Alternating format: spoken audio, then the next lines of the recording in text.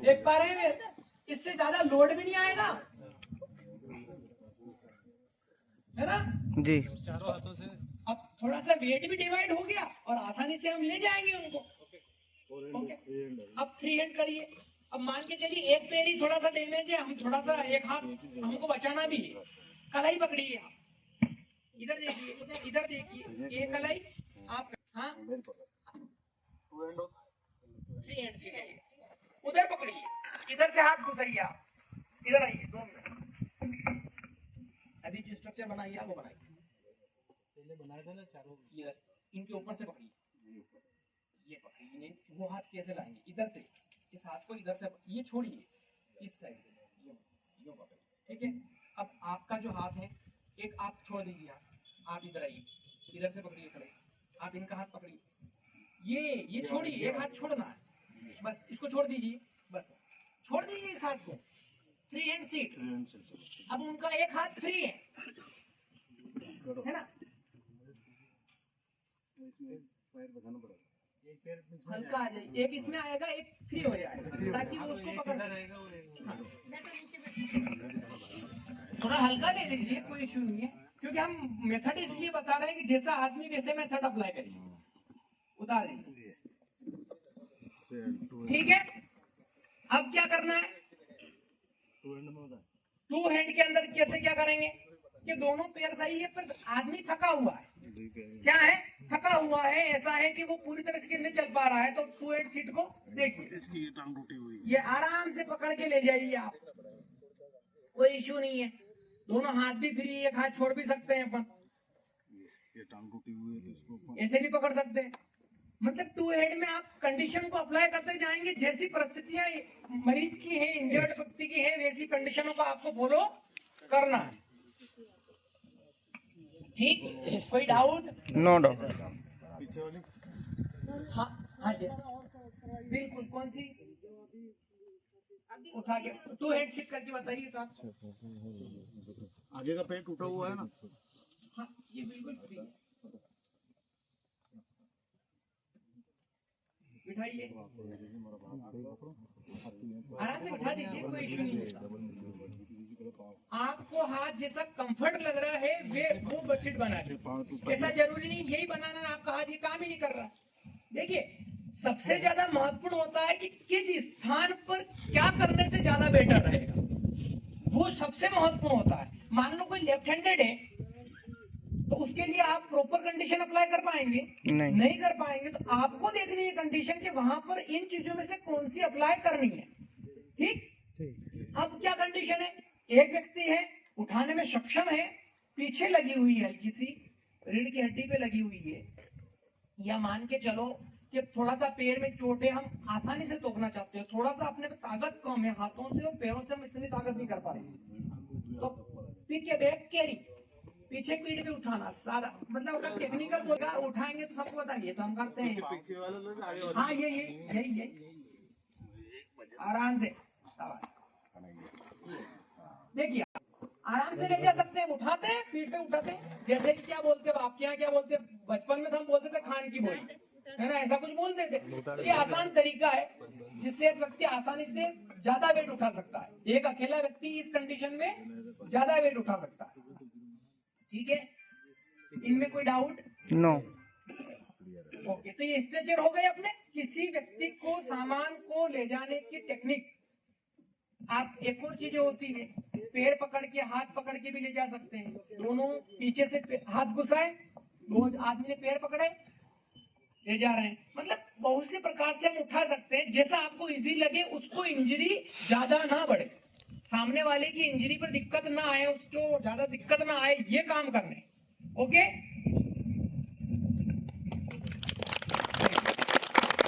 अब हम चलते हैं नेक्स्ट स्टेप। क्या होती है, इंजर्ड हो गया, हमने आदमी को देख लिया, तो अब एक कंडीशन होती है, बहुत सी बार वो बेहोश हो जाता है, सांस नहीं ले पा रहा है, या हार्ट नहीं चल रहा, ऊपर से गिर गया, हार्ट काम करना बंद कर दिया, या फिर सांस लेना बंद कर दिया, तो उस व्यक्ति को संभवतः बचाया जा सकता है। कैसे? सांस बंद है, हार्ट बंद है, तो एक सीपीआर करके नाम सुना है टेक्निक, अपनी आप लेट जाइए, कोई भी राजू भैया वो वर्दी में। हाँ देखिए, सीपीआर नाम सुना है सबने? जी। क्या होता है? छाती में प्रेस करना। प्रेशर देते हैं सर पर। मुझे ज्यादा जरूरत है इसका। सीपीआर तो किसी को मालूम होता है। मैं दिखाता हूँ। आप एक थोड़ा सा उधर खींचिएगा। इसमें देख लीजिए। देखिए, हम पहले इसको समझ लेते हैं, ये तो हम बाद में बता देंगे, आप नीचे रहिए। अब क्या करना है? सबसे पहले व्यक्ति को सुरक्षित स्थान पर ले जाना है। आपने किसी व्यक्ति को रोड पर, आप 2 मिनट लेटे रहिए, थोड़ा सा इसका क्या करना है वो ज्यादा जरूरी। अभ्यास करने तो पहले आपने किसी स्टूडेंट को देख लिया है, जी। आपकी साइड पर देख लिया है, रोड पर देख लिया, किसी दूसरे को देख लिया, आप उसकी जान बचाना चाहते हैं। आपके 3-4 साथी गण यार ये एक्सीडेंट हो गया है, तो इस आदमी को अपने को बचाना है, क्या हो गया इसकी, तो क्या करेंगे? या तो वो झाड़ियों में है, रोड से नीचे है, कंकर पत्थर में है, तो उसको सुरक्षित स्थान पर, साफ सुथरी जगह पर लेके आएंगे, आराम से उठाएंगे। उठाने का तरीका भी है, ज्यादा इंजरी हो तो उसको साफ जगह ले जाएंगे। उसके बाद क्या करेंगे? एक आदमी एम्बुलेंस की फोन लगाएगा कि भैया फला फला आदमी यहाँ पर इस लोकेशन पे है, आप यहाँ आ जाइए, क्योंकि आप डॉक्टर तो है नहीं, आप तो सिर्फ उसको प्राइमरी तरीके से ट्रीट कर रहे हैं, उसके बाद तो एम्बुलेंस संभाल लेगी। तो आपको कॉल करना है कि मेरी जगह हूँ, मैं फर्स्ट रिस्पॉन्डर हूँ, मैं इस चीज को जानता हूँ, तो मैं ये काम कर रहा हूँ, आप यहाँ आ जाइए। तो एम्बुलेंस जितनी देर में आप ये कार्रवाई करेंगे वो आ जाएगी जहां भी आसपास इलाका होगा। दूसरी बार क्या करना है? अगर उनके कोई साथी गण है, उनकी फैमिली से रिलेटेड कोई व्यक्ति है, तो उनसे पूछेंगे भैया मैं फर्स्ट रिस्पॉन्डर हूँ, मैं एमएफआर का काम जानता हूँ, मैं इसको देख सकता हूँ क्या? क्योंकि परमिशन तो लेनी पड़ेगी। मान के चलिए वो पहले से मरा हुआ है, आपने किससे पूछा ना, दे सीपीआर ऑफ मर गया, आपने मार दिया भैया, होती है ना कंडीशन, अच्छा पूरा हो गया, तो पूछ लेते हैं कि मैं जानता हूँ क्या, मैं कर सकता हूँ क्या? हाँ बचाइए साहब, ये बचाइए, तो फिर आप आपके कार्य में लग जाइए। ये चीजें देख ली। महिला है तो और विशेष ध्यान रखना है, उस वक्त तो पूछना ही पूछना। अब उसको सुरक्षित स्थान पे लेटा दिया, उसके बाद फोन भी लगा दिया। अब हम सीपीआर देंगे। सीपीआर का मतलब होता है कार्डियो पल्मोनरी रिससिटेशन। कार्डियो होता है हार्ट, पल्मोनरी होता है फेफड़े, और रिससिटेशन का मतलब होता है पुनर्जीवित करना। हृदय और फेफड़ों को पुनर्जीवित करने की प्रक्रिया को सीपीआर कहा जाता है जी। ठीक। अब इसमें हार्ट और फेफड़ों को कैसे पुनर्जीवित करना है, जैसे सबसे पहले तो देखेंगे इसके क्या क्या हुआ है। तो आप ऊपर जाइए, पूछिए भाई साहब सबसे पहले तो आप मेरी बात सुन पा रहे हैं? करके अपन बोलेंगे भैया हेलो, आपको चेक करना है तो केवल एक्शन करेगा। हाँ आप देखिए भाई साहब, आप मेरी बात सुन पा रहे हैं? हेलो भाई साहब का कोई रिस्पॉन्स नहीं आ रहा है। तो दूसरी बार क्या करेंगे? आप सांस देखिए, खुद चेक करिए सांस आ रही है क्या, कान लगा के देखिए, हार्ट बीट सुनिए, हाथ रखिए हार्ट पर ध्यान रखिए, क्या हार्ट बीट सुनाई दे रही है? नहीं, वो भी नहीं आ रही है, सांस भी नहीं ले पा रहा है। तो आप एक कैरोटिड पल्स करके होती है यहाँ पर, जो कि गर्दन पे रहती है, सब अपने अपने उंगलियां गर्दन पे रखिए, आपको महसूस होगी एक पल्स जो है आपको प्रेशर करेगी, बक बक बक बक मारता है। हाँ बिल्कुल, लगाइए आपको। ये सबसे आसान तरीका है आपकी हार्ट बीट को चेक करने का, चेक करने का कि आ रही है क्या नहीं आ रही है। सबसे आसान तरीका एक रेडियल करके हाथ में होती है, वो थोड़ी सी माइनर होती है जी जी, वो बहुत सी बार पकड़ में नहीं आती। और ज्यादातर अगर कोई हष्ट पुष्ट व्यक्ति है, खाए पिए घर से है, तो उनकी संभालने में ज्यादा दिक्कत है। जी जी, यहाँ पे कैरोटिड जो होती है वो आसानी से तो अब ये भी नहीं आ रही है जी जी, है ना। तो हम मान के चलते हैं कि पूरी तरह से इनका हार्ट भी काम नहीं कर रहा है, फेफड़ा भी काम नहीं कर रहा है। तो नेक्स्ट पोजीशन क्या होती है? हम 30 बार 30 टाइम क्या करेंगे? हार्ट के ऊपर देखेंगे, मुंह में कुछ फंसा हुआ तो नहीं है। आप एक वेट करिए, दूसरी कंडीशन पे चले जाएंगे, कैसे क्या कर पाएंगे। चलिए देख लिया, ये 2 कंडीशन देख ली जी। उसके बाद चेक करेंगे कि किस वजह से ऐसा हो रहा है। अगर सांस नहीं ले पा रहा तो मुंह में कुछ फंसा तो नहीं है, कुछ ढक्कन वगैरह ले लिया हो, या अपनी जो जिह्वा है वो फोल्डिंग हो गई, वो बहुत सी बार हो जाती है, उससे भी सांस नहीं आती है। तो मुंह खोल के देखेंगे कि उसके मुंह में कुछ फंसा तो नहीं है।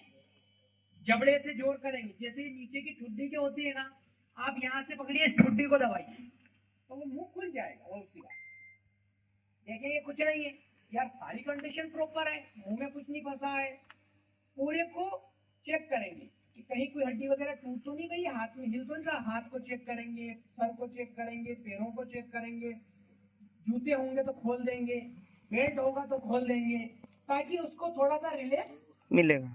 मिले, वो वापस मूर्छित अवस्था से बाहर आए। ये कोशिश करने के बाद क्या करेंगे, सीपीआर की CPR प्रोसेस करेंगे। 30 बार हार्ट के ऊपर अपने दोनों हाथों को ऐसे एक दूसरे में कसेंगे, जो आपका मास्टर हैंड है उसको एक बार नीचे ऐसे दिखा रखिए, दीजिए ऊपर ना, से ऐसे पकड़ ऊपर दिखा दीजिए। जकड़िए, मास्टर हैंड को ऐसे कैची बनाइए हाथों की, और हाथ बिल्कुल स्ट्रेट रहने चाहिए, सीधे, और आपको ऐसे घुटनों पर बैठना है और उसको 30 बार पंप करना है आपके प्रेशर से।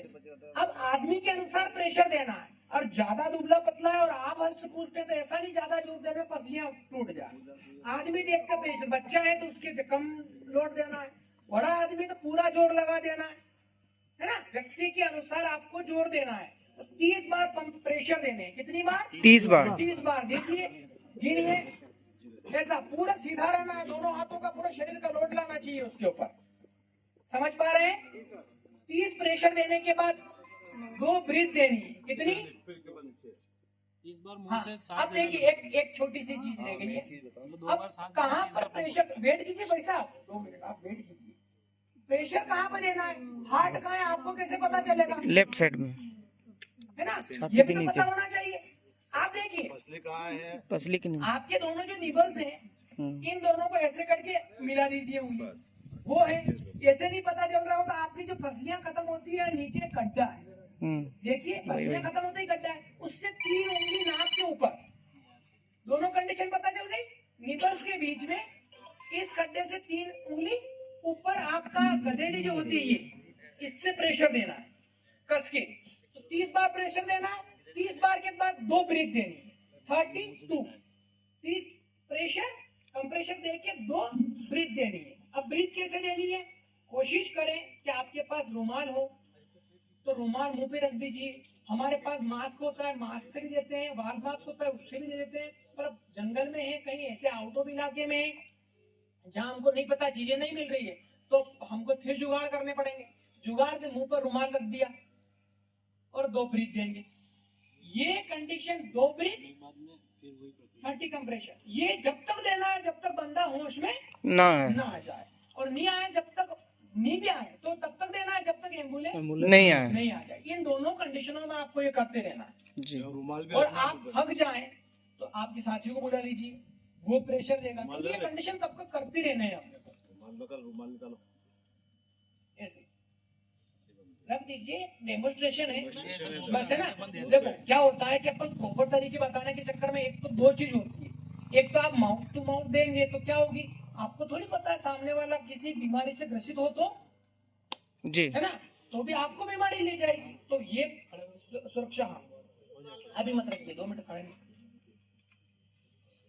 हाँ, तो अब कंडीशन क्या होगी?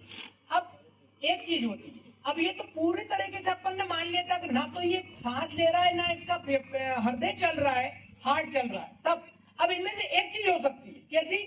मान लो हार्ट चल रहा है और सांस नहीं आ रही हो। अब हार्ट चल रहा है, सांस नहीं आ रही, तो आपको क्या करना है? ब्रीथ देनी है।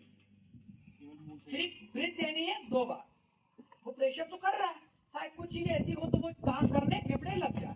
और अगर सांस चल रही है, हार्ट नहीं चल रहा है, तो कंप्रेस करना है ना। ये दोनों अलग अलग समय पर कंडीशन देखने के बाद आप ये चीज करिएगा, ठीक। अब क्या करना है? मान लो होश में आ गया है तो उसको आराम से रिलैक्स करवाइए, या फिर एम्बुलेंस आ गई है तो क्या करना है? आपको एक साइड उसको करवट लेंगे ताकि वो रिलैक्स महसूस करें। 108 एम्बुलेंस में पहुंचाने के लिए। देखिए, अब इस प्रकार से मरीज को एक करवट लेटाएंगे ताकि वो थोड़ा सा रिलैक्स महसूस करे, और स्ट्रेचर पे आराम से उसको उठाना नहीं, ज्यादा मशक्कत नहीं करनी। ऐसा स्ट्रेचर हो तो उसको आराम से, हाँ उसको भी लोग थोड़ा सा जोर करेगा, है ना, आराम से, ठीक है। इसे स्टिक से लेना है, बस आराम से एक बीच में आ जाइए, एक बीच में आए ताकि गिरे ना, क्योंकि ये थोड़ा सा इसको टाइट करना पड़ता है। इसके पास, हमारे पास बेल्ट है, उस बेल्ट को बांध कर जाएंगे इसको दोनों पैर, और ये एम्बुलेंस बीच में आ जाइए। 2 जने करना है उस बंदे को, बस नीचे रख दीजिए। ऐसे एम्बुलेंस तक हम उसको ले जा सकते हैं। पहुंचा देंगे कि भैया ये लीजिए, ये वो आगे की कार्रवाई जो विशेषज्ञ लोग हैं वो संभाल लेंगे। इसमें कोई दिक्कत आप में से किसी को नहीं। सब समझ में आ गया? जी बिल्कुल। ये प्रक्रिया करके हम एक व्यक्ति की जान बचा सकते हैं। बहुत ही महत्वपूर्ण चीज है जो हम अगर सीख गए तो हमारे घर पर या कहीं भी हम इसका यूज करके किसी व्यक्ति विशेष को बचा सकते हैं। कोई भी हो विशेष क्या, हम किसी की भी जान बचा सकते हैं। तो इस बात में आपको कोई भी डाउट लग रहा हो, कोई चीज समझ में नहीं आ रही हो तो आप क्वेश्चन कर सकते हैं।